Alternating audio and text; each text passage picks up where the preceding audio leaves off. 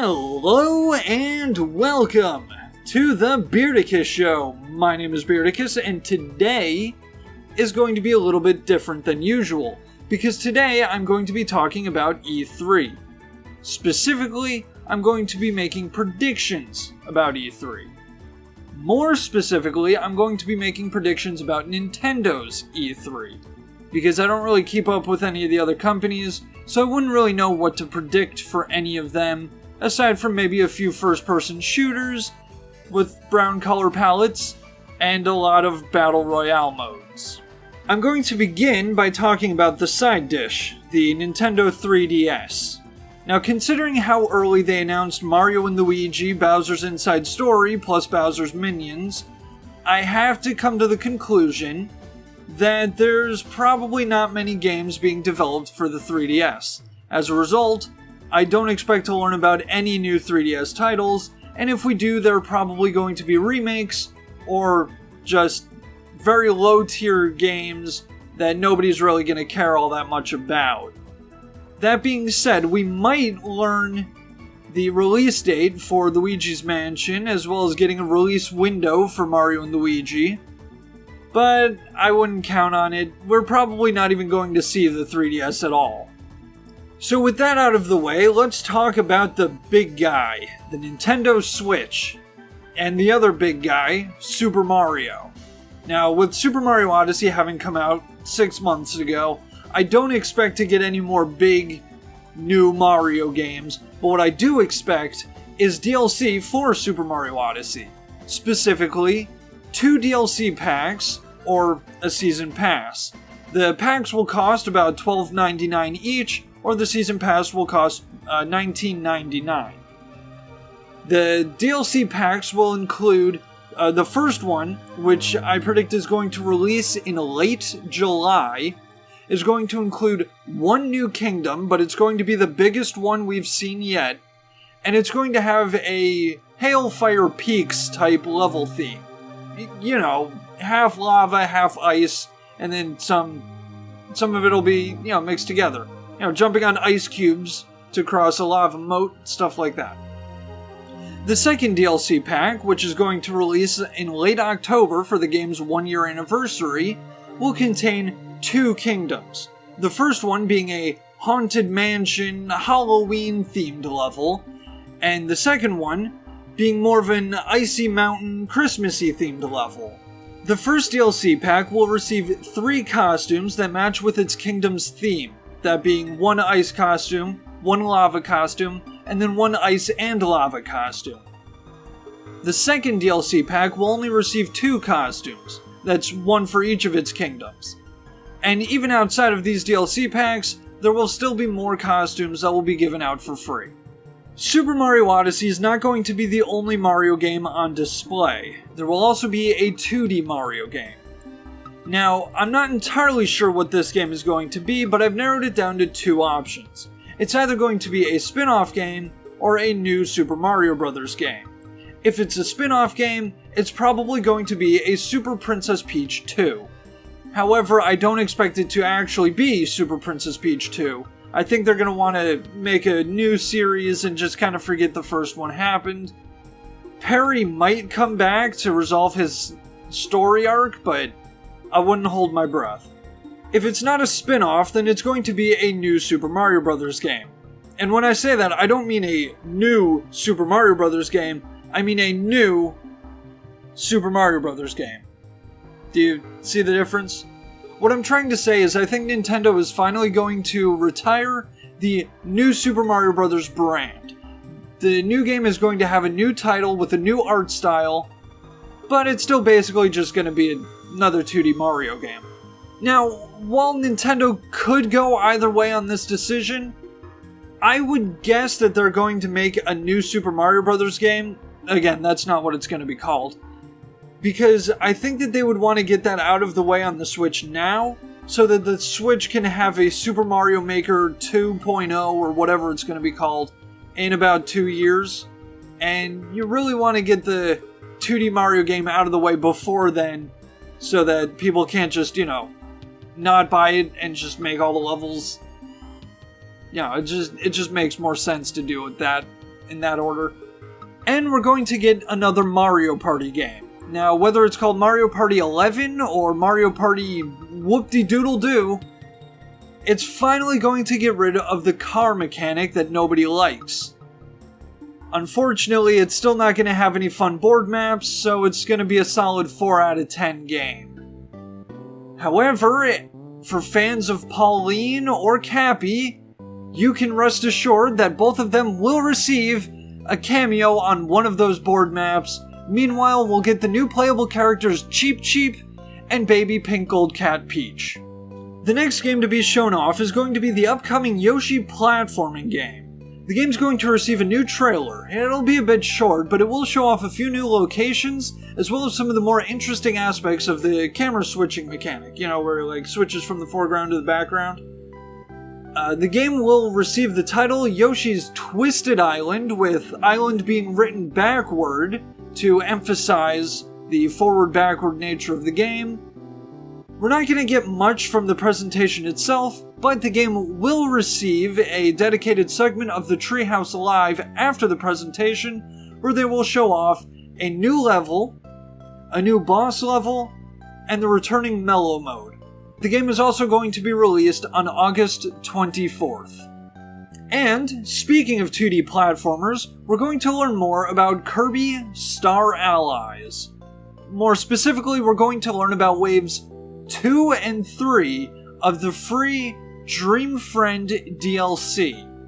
Wave 2 is going to include Adeline from Kirby 64. What was it? Crystal Shards. Dark Kirby or Dark Meta Knight. Are they Dark or Mirror? Just leave this in, it's fine. Mirror. Mirror Kirby or Mirror Meta Knight, one or the other, or both. Maybe it'll work like Rick, Kine, and Koo did in Wave 1. And DeRoach from Squeak Squad. That was extremely awkward, but you know what? I'm leaving it in.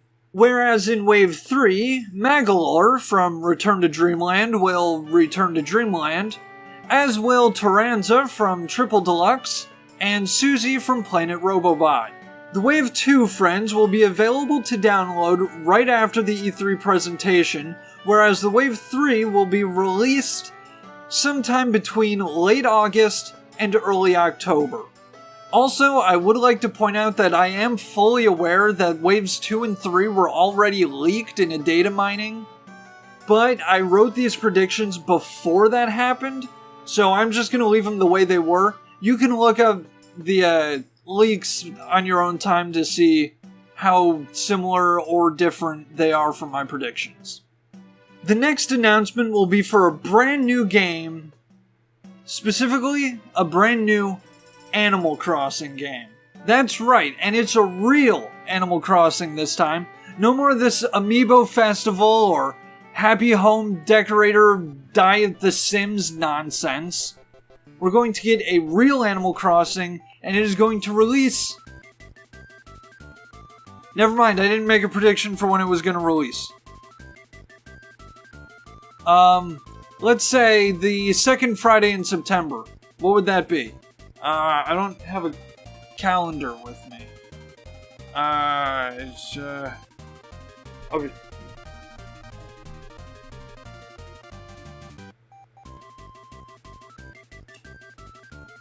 What did I say, the second one? I said the second one, right? Okay. The second Friday in September, that's September 14th. The game is going to be called Animal Crossing Friends to the End. Yeah, I couldn't come up with anything. I've been sitting here for like 20 minutes and I could not come up with a single title that I thought was even remotely likely to happen. This game is going to be a bit different than the normal Animal Crossing game, because you're not going to be moving into a town like usual. Instead, you're going to be moving into this little tiny rundown village where the only inhabitants are you and Isabelle.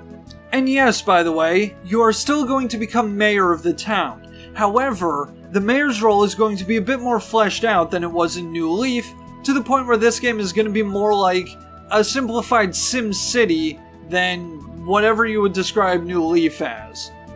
What I mean by this is that it's going to be your job to, yes, build buildings like you did in New Leaf, but you're also going to have to clean up the town, you're going to have to expand it, and you're going to have to build houses for your new neighbors. Or at least, you're going to have to tell them where they can build their houses. So, if you're like me and you ever had a neighbor move into your New Leaf town and completely ruin your plans for the town, Amelia, you don't have to worry about that happening ever again. The next announcement is going to be for Fire Emblem 16. We're finally going to meet the new Lord, as well as the new player avatar, and some of the supporting cast, but we're mostly going to learn about how they're revamping the weapon triangle this time. We're also going to get a good look at the HD cutscene graphics, but we won't really get to see any of the gameplay itself until later on in the treehouse, where they're going to show off one of the earlier chapters. Obviously it's going to be edited so as to not spoil anything. Fire Emblem is going to release on November 16th. And Fire Emblem 16 will lead seamlessly into a new trailer for Smash Bros. Announcing the new FE16 Lord as a playable character. After that, we'll get a closer look at this upcoming Smash Bros. Game, where it will be revealed that this is in fact a new game and not a port. Yes, it will look similar to Smash 4, and it will have more returning maps than usual, but this portion of the presentation is largely going to be focused on showing just how much of this game is new. On a related note, Link is going to receive a lot of attention to show off that he is now in his Breath of the Wild form, complete with a brand new moveset. So if you're a fan of Link's original moveset, well, I guess you've always got Toon Link. And now for a bit of a curveball. The next game announced is going to be Pikmin 4. Although it's not going to be called Pikmin 4 because it's actually going to be a reboot. So it's going to follow the story of Pikmin 1. However, you're going to be able to control Olimar and Louie. So it will also have some elements from Pikmin 2. And people are not really going to be happy about this.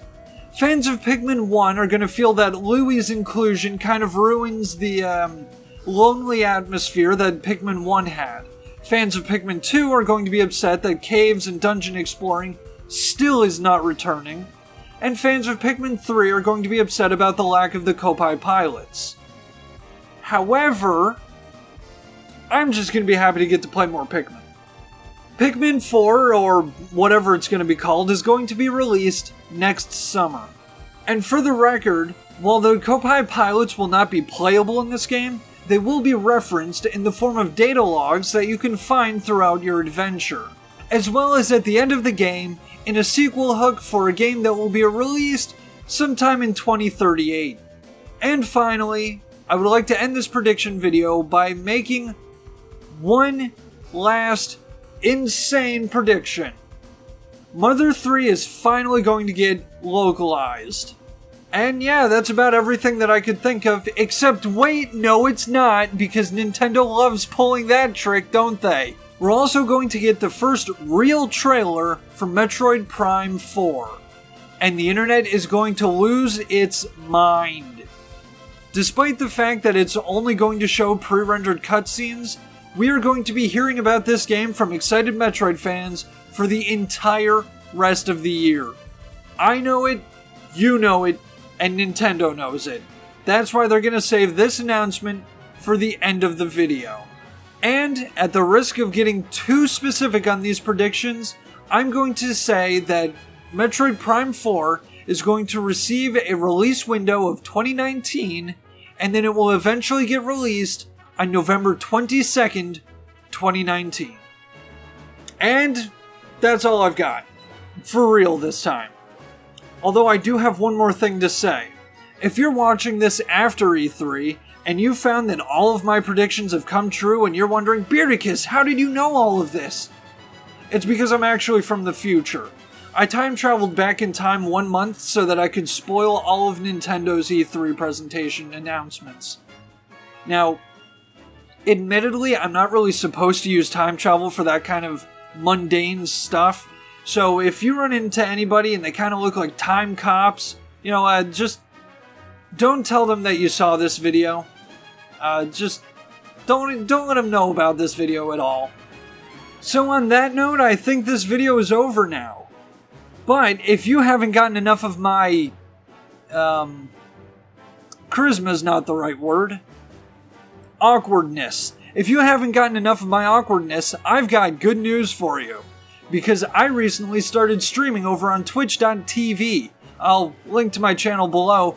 If you follow me on there, you'll get updates for when I go live, and then you can watch me play games and talk to me and keep me company because nobody else ever does. Also, I recently started using Twitter, so I'll link to that down below as well. And if you follow me there, you can get updates on future videos, future live streams, or just my thoughts. And what would a YouTube video be if I didn't beg you to like, comment, and subscribe, and then show your friends, and then have them like, comment, and subscribe? Not for ad revenue or anything. I don't even have ads. I just want the company. So anyway, the video's actually over now. Goodbye.